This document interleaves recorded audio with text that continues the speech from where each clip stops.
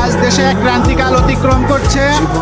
আমরা বিগত দিনে লক্ষ্য করছি শত শত না হাজার হাজার শহীদের রক্তের বিনিময়ে অর্জিত আমাদের যে স্বাধীনতা, সেই স্বাধীনতাকে নিয়ে আজকে প্রশ্ন করা হয়েছে, সেটা আজ হুমকির সম্মুখীন।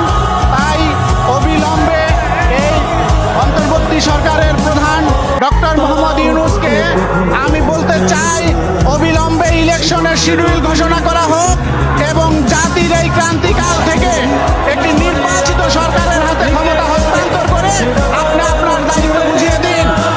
তা না হলে বাংলাদেশের যে উচ্ছৃঙ্খল পরিস্থিতির সৃষ্টি হয়েছে এবং যেই স্বাধীনতা সার্বভৌমত্বের হুমকির কথা বলা হয়েছে, এই হুমকির জন্য আপনি জাতির কাছে দায়ী থাকবেন। তাই কাল বিলম্ব না করে অবিলম্বে একটা ইলেকশনের তারিখ ঘোষণা করা হোক এবং নির্বাচিত প্রতিনিধিদের হাতে ক্ষমতা হস্তান্তর করে আপনি বিদায় নেবেন। এই আহ্বান রেখে আমি আমার সংক্ষিপ্ত বক্তব্য শেষ করছি। বাংলাদেশ জিন্দাবাদ, বাংলাদেশ জাতীয়তাবাদী দল জিন্দাবাদ, শহীদ জিয়া অমর হোক, দেশ নেত্রী খালেদা জিয়া জিন্দাবাদ, তারুণ্যের অহংকার তারেক রহমান জিন্দাবাদ। আসসালামু আলাইকুম।